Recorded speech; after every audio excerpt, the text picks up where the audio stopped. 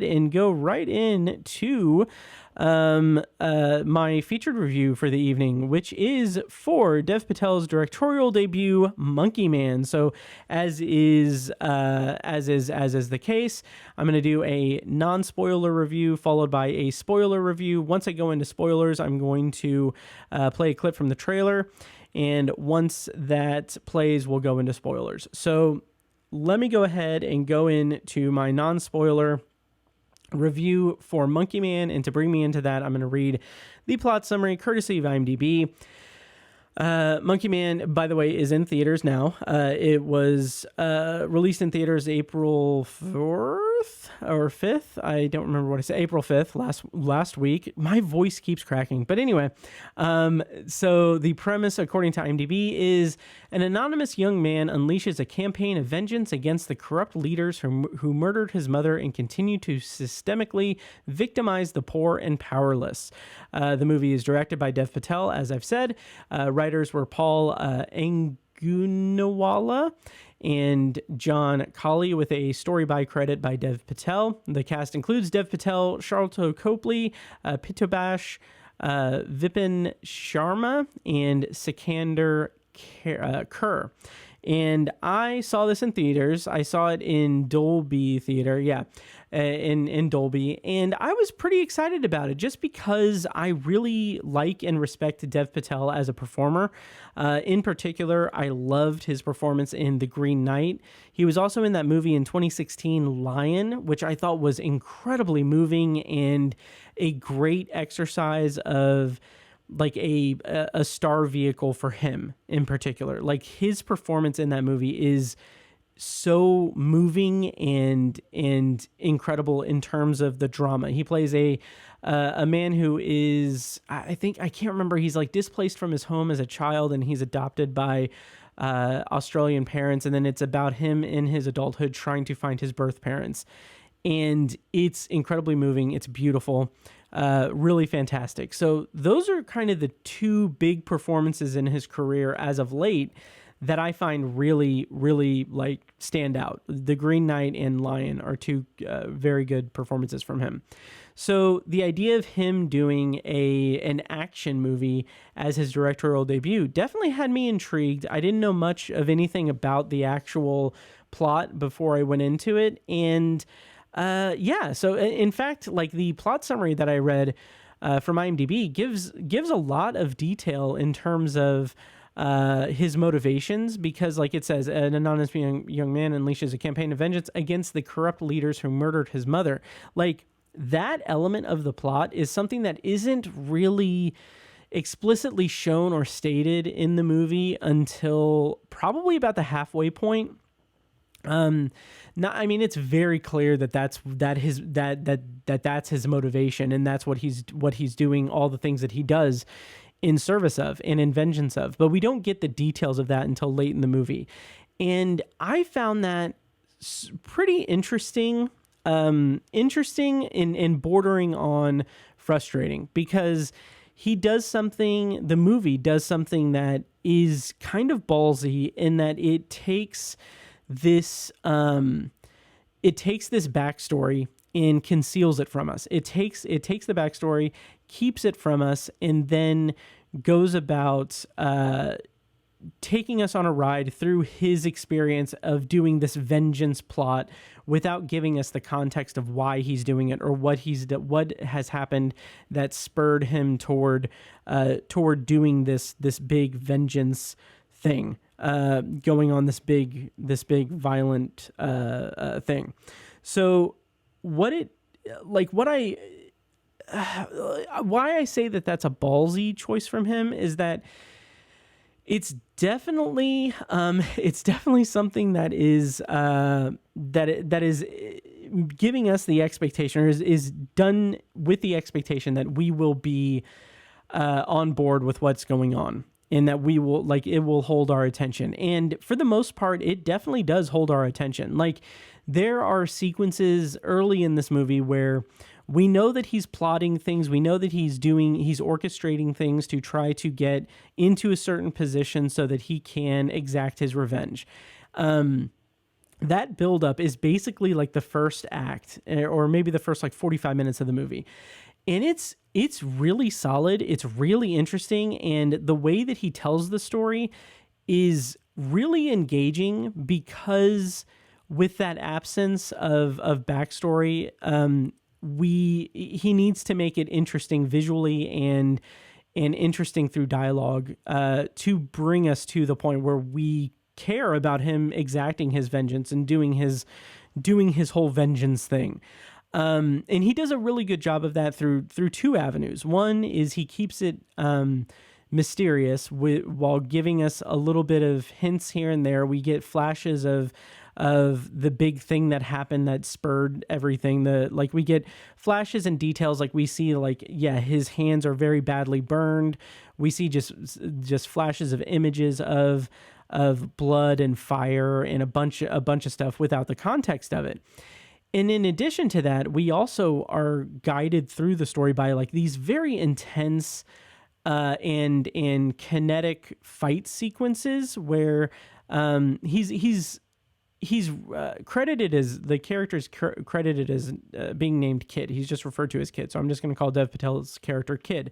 But we get like very brutal sequences where Kid is fighting in an underground boxing match or UFC style like fight club thing. And we eventually learn like he's doing that to earn money and to kind of make it, to get to a point where he can exact his revenge and everything. So these sequences of just brutal fight sequences and violence are kind of, on one hand, they're one of the standouts of the movie. I enjoyed this aspect of it, at least at the front of the movie. There's like one whole sequence where there's a big sequence like that, a big Fight Club sequence like that toward the end of the movie that I just kind of felt like, okay, I understand why you're doing this in the story, but the storyline has advanced far enough to where I don't need this. Like now I don't need, like we've had a bunch of other action set pieces, and then now we're back to the underground Fight Club thing, and it just felt very bloated. Like it bloated out the runtime a little bit, or bloated out the movie a little bit, and detracted from the main storyline. But I'll get to that later, probably in the spoiler section. So the beginning of the movie with this underground Fight Club thing is really interestingly done, because it, first of all, you have from the trailer, like the monkey mask that he wears. It's very, aesthetically speaking, it's pretty cool and interesting. And he just gets the shit pummeled out of him. Like he gets completely just decimated. He gets his ass kicked through it. And that's really interesting, because it really showcases all like it is a very violent depiction of him getting his ass kicked. It's not even like an underdog story where he's like getting his ass kicked and then like, oh, I'm gonna get the upper hand, or this is my motivation to try to do something to help people, or to get the upper hand in my own scheming and everything. It's just him getting his ass kicked, and it's bloody, it's vicious, and the way that it's filmed, and the way that other sequences in the movie are filmed, and action set pieces are filmed, it has this energy to it, this kinetic, like the camera movement is so kind of frenetic and crazy. Like it's not disorienting. It's done with such a measured hand that's surprising, especially from a first-time filmmaker to kind of storyboard this and to do the shots of this way. But it's very chaotic and very crazy. It's really well done, and it really brought me into it. And then that's a good way to have like a sample of the action up front with this underground Fight Club aspect of the story. When the movie advances, like there's a whole thing where he gets in with an upscale kind of clubs, a high-rise club thing where he's kind of infiltrating it to get to rub elbows with the rich and powerful among his community. He infiltrates that, but then once the action like kicks off from there in terms of him exacting his plot for vengeance and everything, that is where like that kinetic and chaotic energy of the underground Fight Club sequences is repurposed for just like a vicious brawl and vicious like execution of vengeance. Like it involves like a gun and fight sequence. Like there's a big like set piece in a bathroom. And what I love about that is that it isn't afraid to show things going horribly wrong. And like, I was very satisfied with the way that the movie transitioned from that, like coming up into infiltrating the kind of upper crust of society in order to get in the same room as the person who did something horrible to your family so that you could take them out. Like that is very satisfying. That whole trajectory is very satisfying. But then when you have the execution of the vengeance plot, it's really interesting because it kind of reminded me a little bit of the movie Blue Ruin, which I haven't seen in like over 10 years, I think. But in that movie is kind of a similar sort of vibe where it's a man who's trying to do a vengeance plot, trying to seek revenge against someone that did something horrible to his family. But he is so... he's not trained to do this kind of thing. It's like a bumbling sort of thing, but not in a comedic way. It's more of a like stumbling through a plan that's thought out well enough, but not executed by someone who is, I wouldn't say capable of exacting the plot, but is not properly trained to do so. And that's the similar kind of thing with Monkey Man, is that kid played by Dev Patel, played by him. He is someone who has devoted all of his energy toward getting into a position to avenge his family and to seek revenge. When the time comes, it's not that he is ill-equipped to do it, but he has that consciousness, that conscience seep into him where it's a good plan, but he is a human being who is maybe not fully equipped emotionally to do it. So that is all like the first half of the movie. From there, we get, like, I haven't even touched on the socio-political implications of the movie, which I'm a little bit hesitant to talk about because I don't know. Like it's set in India, and there's this whole subplot involving, I think they're called the Sovereign Party, which I legitimately don't know if it's a political party that's seeking power in India, and I literally don't know if that's a real life one or an analog for a real life one, but it is unfortunately very much a something that can definitely be you can kind of put different things into perspective with it. It's basically it's an oppressive regime that is gaining power in the movie, and political power to the point where they are displacing and maiming and murdering marginalized individuals. And I'm going to dance around this a little bit because it is a non-spoiler section of the review, but I'll try to talk a little bit more clearly about it in spoilers. But the long and short of it is that once Kid gets into a position where he needs to kind of seek exile, in a sense, he's taken in by a group of people that, if they're not all trans people, there's a good portion of them are trans. I don't know. I don't remember if they're all like a transgender community, or it's just marginalized people with like the leader being a transgendered person. But either way, it is a group of marginalized people, which is so. It really hits home that the subject of like oppressed people overcoming their oppression and fighting back. Like that is kind of a big theme of the movie. And in the clip from the trailer that I'm going to play when I go into spoilers, you'll hear Dev Patel's character talk about how he wants to fight for people that are marginalized and people who are being hurt by people. And that's a noble thing. That's something that I am all for in this movie, but I do feel like it's a little bit not underused, but it takes a little bit to get going, or a little bit to get to that point of the theme, specifically because we have that buildup of Kid working his way up to try to exact his revenge. And then, only then, do we get introduced to like the marginalized people of the community who are in hiding because their lives are being threatened. And I kind of wish that there was a little bit more emphasis on that and on the sovereign party that is kind of the kind of central villain or the central cloud of villain throughout the movie. I wish that was a little bit more prominent in the build up toward like the second half of the movie, where Kid is taken in by them and is basically healed. It is healed by them and built up by them.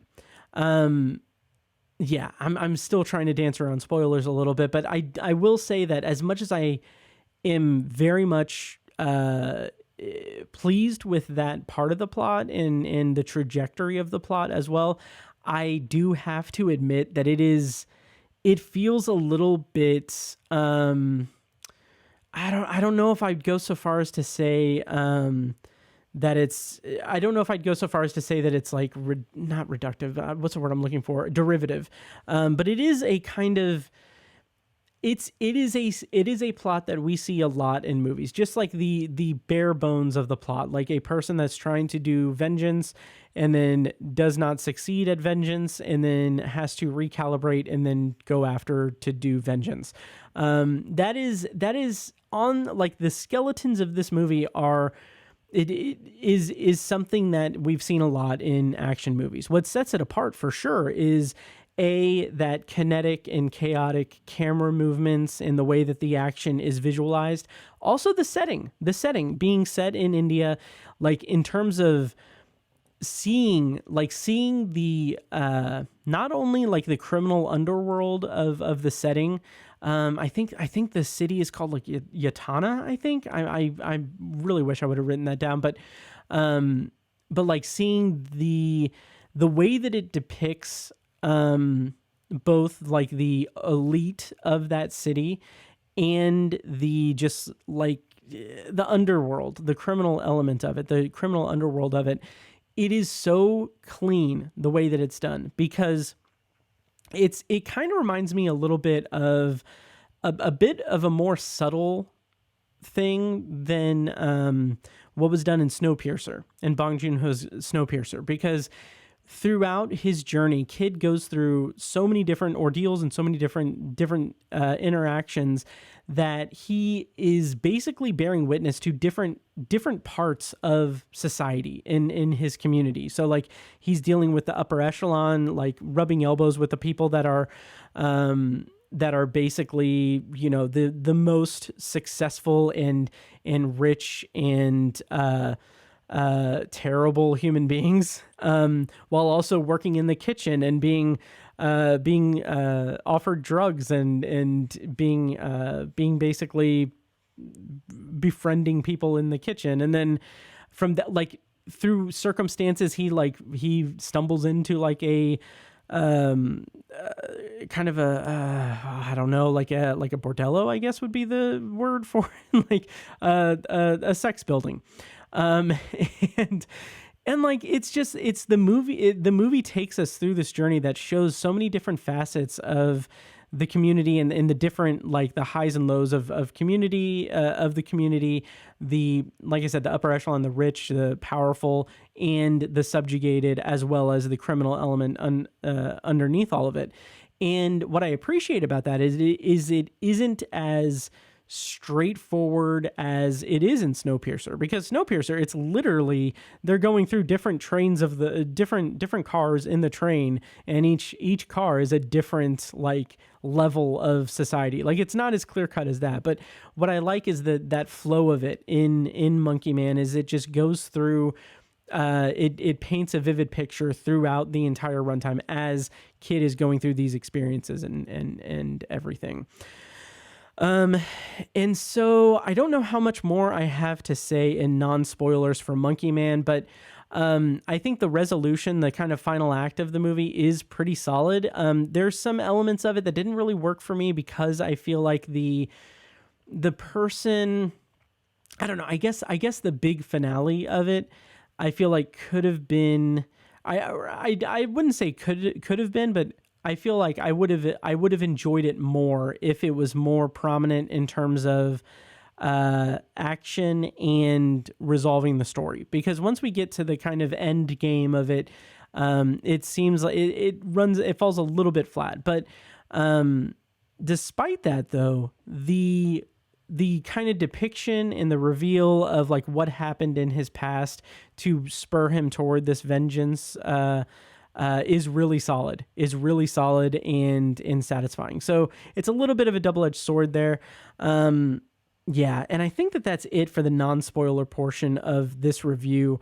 Overall, I really did like Monkey Man. Not quite as much as I would have hoped to. I ended up rating it 3 stars on Letterboxd. I wrote, just real quick, in the Letterboxd review, I wrote, the raw action and bloody violence shows some promise for Dev Patel as a director. There are some interesting set pieces where the camera moves in a really free-flowing, chaotic way, while the scene as a whole is kept coherent and energetic, but the story itself isn't as engaging or unique, and the middle portion of the story really needed more time to develop.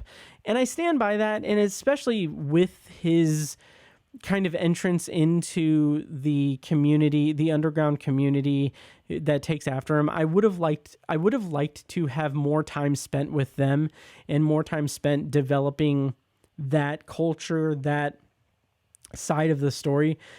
Because it is very important to the story, absolutely important, but it also kind of feels like it's pushed by necessity of the plot and everything else going on. It's kind of pushed to the background a little bit too quickly, and so when it resolves itself, it doesn't have that much as much of an impact as it should have or could have. So that's my way of dancing around my feelings toward Monkey Man. That's my non-spoiler review. I'm going to go ahead and go into spoilers for Monkey Man. So if you haven't seen the movie and you don't want to be spoiled, go ahead and stop listening or watching or whatever. Go see the movie and then come back and listen to this. If you're listening to this in the episode once it posts and everything, thank you. And also check the show notes for timestamps to navigate away from spoilers for Monkey Man. And if you're watching the video that I'm going to post of this later, scrub through it, I guess, or I don't know, who knows. But anyway, I'm going to go into spoilers for Monkey Man. So I'm going to do that by playing a clip from the trailer. And when I come back, I'm going to be spoiling Monkey Man.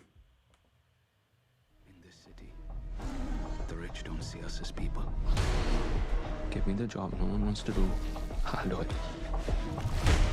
Anyone who forgets their place, it doesn't turn out well for them.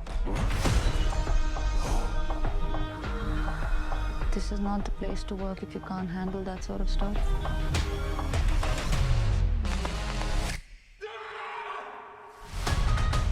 Every day, I've prayed for a way to protect the weak. I've got an answer to every prayer. I call her Nikki. Minaj, big bumper, nice headlights. Let's boogie.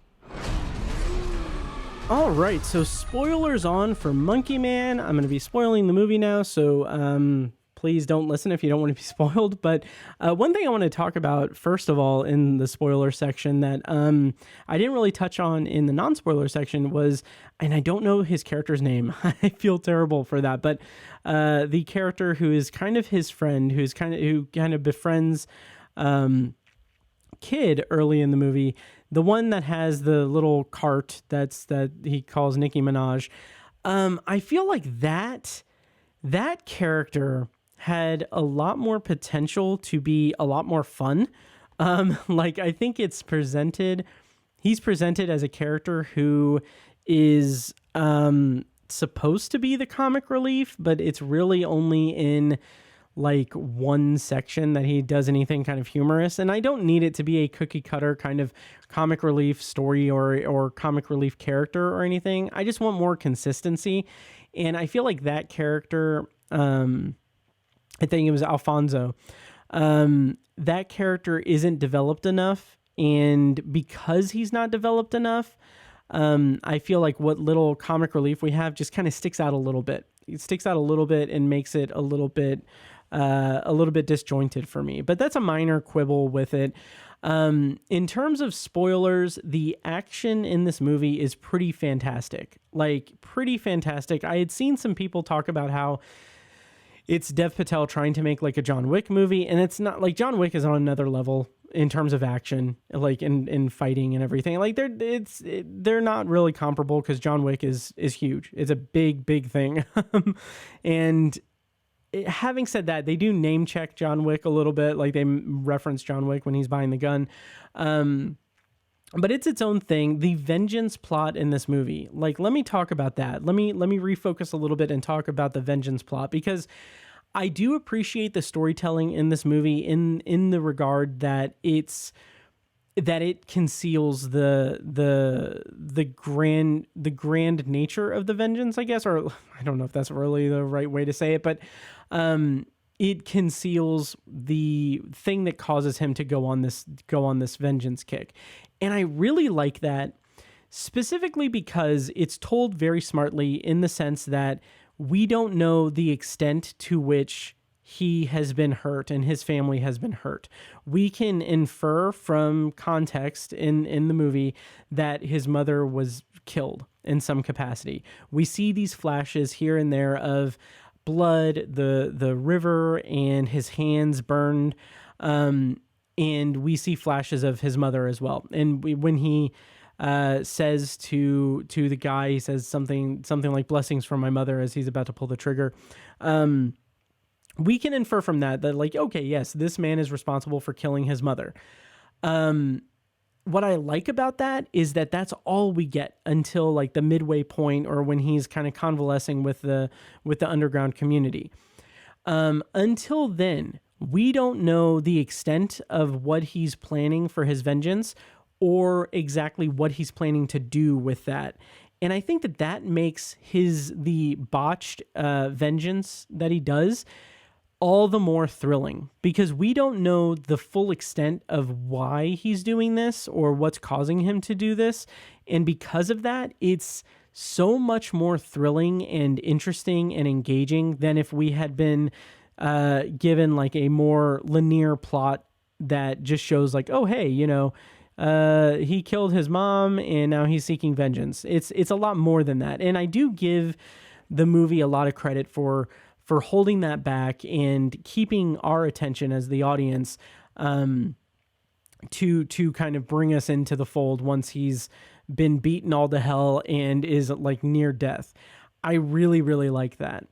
Having said that convalescing sequence where he's being healed and he's working back up to be, his full power, full extent, and training back up and everything. I like that in theory. On paper, I like that as being an extension of him being someone who is needs to be built up before he can do it. Like, it's basically his entire his entire method of exacting his revenge, and his entire plan is something that he's done in solitude, and it's something that he's done on his own. And it's not until he makes contact with those people and is healed by them and trained by them that he's able to be like the monkey man. He's able to be the person who brings justice to everyone and helps bring justice to everything. Like, that's what I was kind of getting at when saying that this is sort of a pretty standard sort of storyline, even if it is for like dumbass American audiences like myself, in a setting and in a culture that I'm not familiar with. It's still a pretty straightforward narrative, and a pretty straightforward narrative structure. And I do think that it's commendable to Dev Patel that he's able to take something that is pretty conventional and create something that is as uniquely filmed and uniquely photographed and uniquely told as well as it can be, in this iteration of the movie, in this version of the movie. So I do commend him for that. But I do also think that when we are brought into that underground community, that the displaced community of trans people, who are under, like, they're being systemically eradicated basically from the sovereign party, or by the Sovereign Party.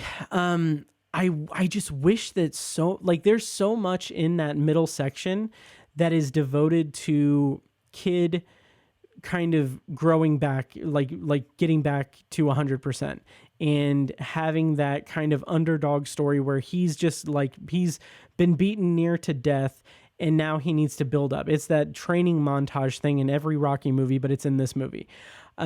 So because of that, because it's focused so much on him and him being built up, I feel like the stuff that with the Sovereign Party and with the trans community and with the marginalized people, the horrors that are facing the people in India in this movie, in this community, I feel like that takes a little bit too much of a backseat, or a little bit too much, not enough emphasis.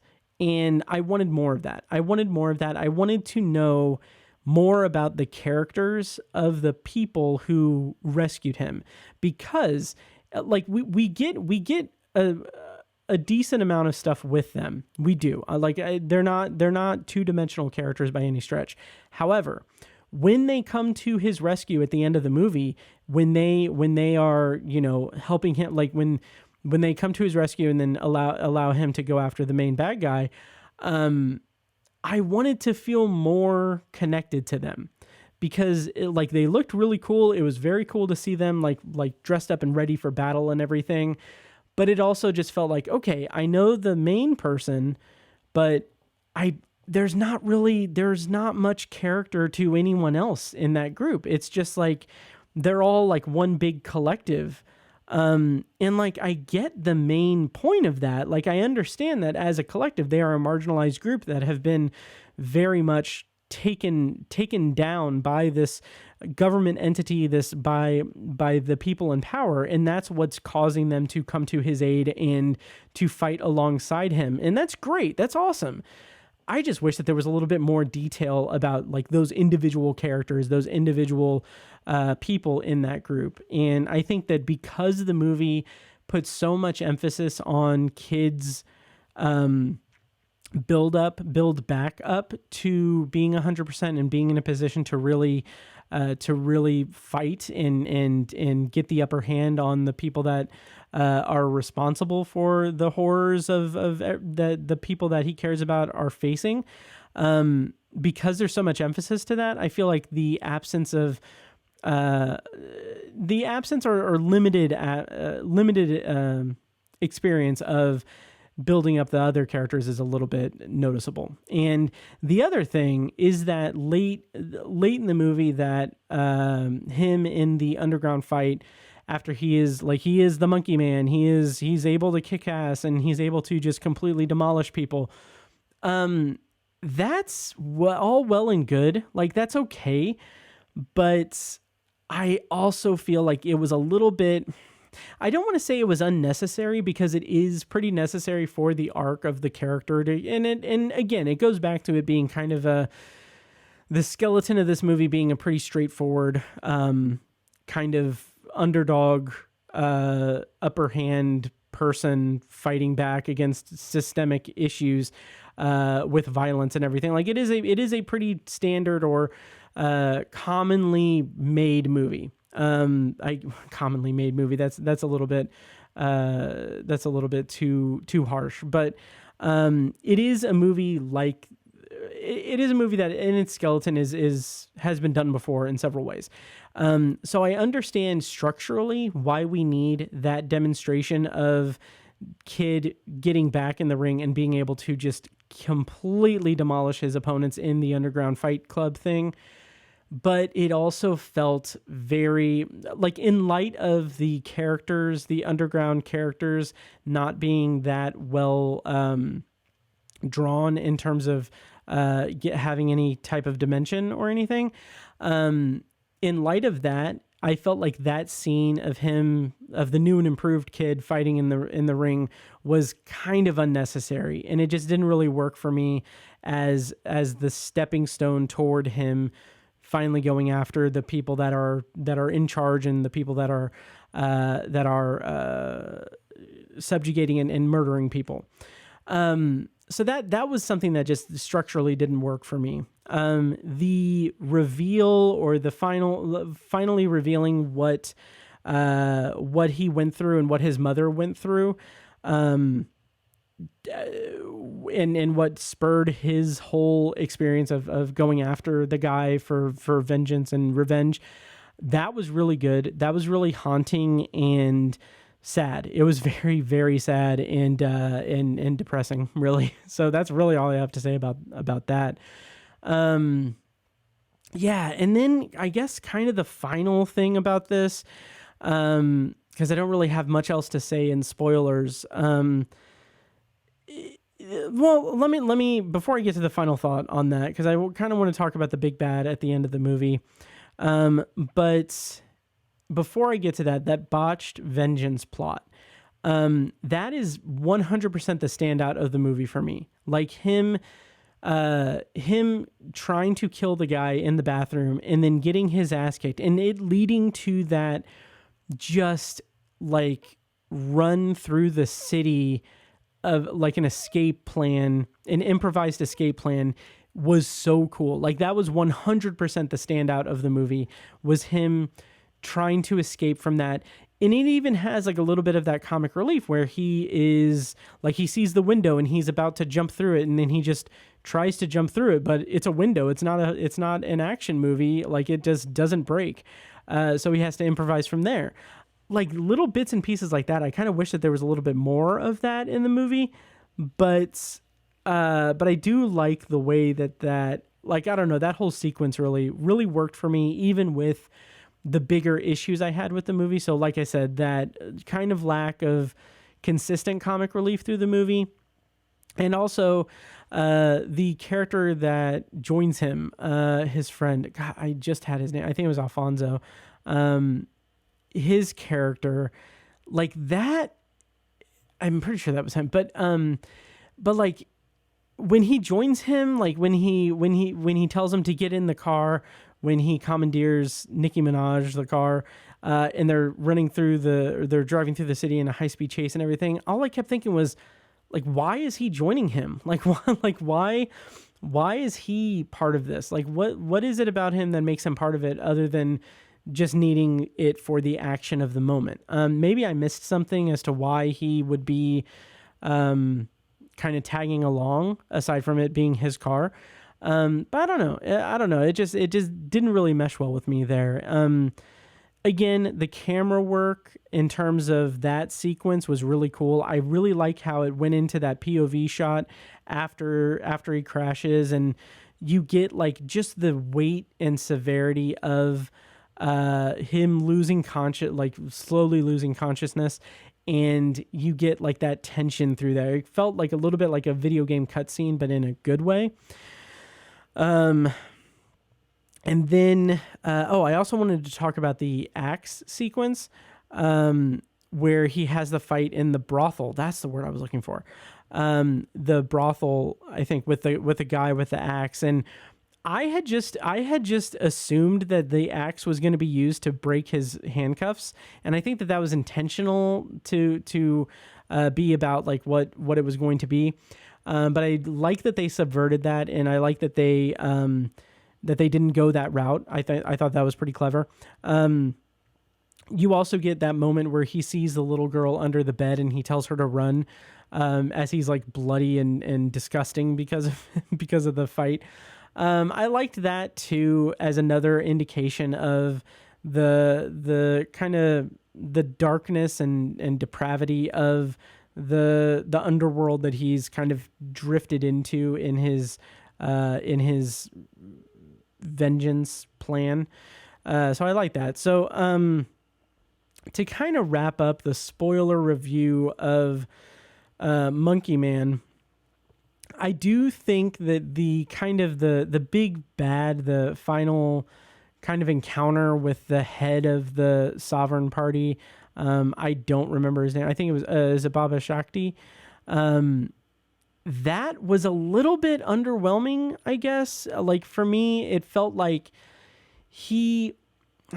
so that section of the plot, the whole sovereign party, the party in power that is going after trans people and people that are different, like the subjugating and murdering and all of these horrible things.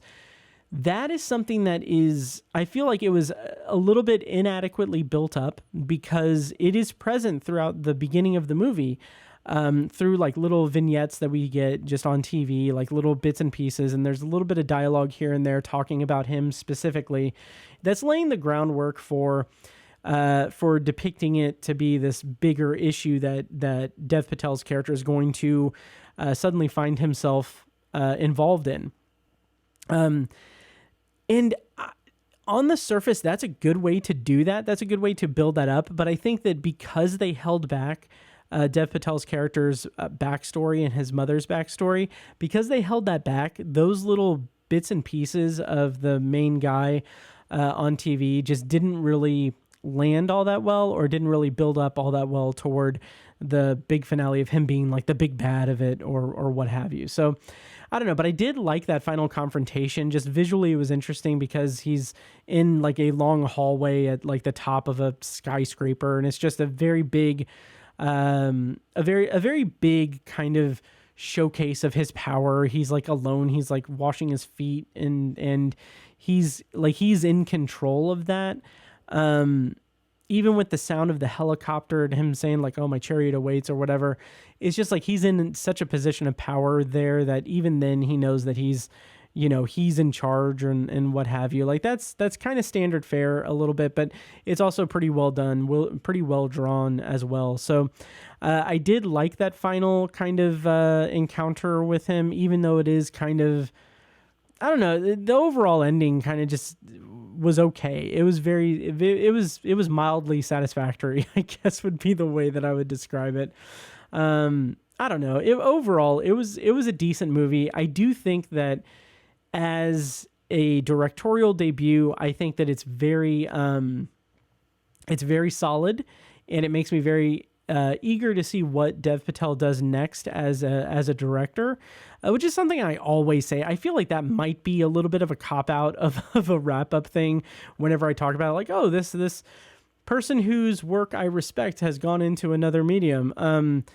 So I'll like, yeah, the movie is fine, but I'm excited to see what he does next. Like, that's something I kind of feel like I say a lot, but I do genuinely think it'll be interesting to see what Dev Patel does next. I don't know if he'll stay in action or if he'll do something else, do something else, because I think that he has such an eclectic filmography in terms of his performing as an actor, that I think that he can do a lot. Like he can, like, I feel like there's potential for him to do a lot in a lot of different genres as a director. I don't know if he'll be just sitting at like action stuff or anything. But we'll see. So anyway, that is my spoiler review. That is my full review of Monkey Man. It is in theaters now. It was in theaters April 5th, and it is in theaters now. Crossing the felt ropes, watching from home on my TV, looking at all my eyes can see. They tell me I view obsessively.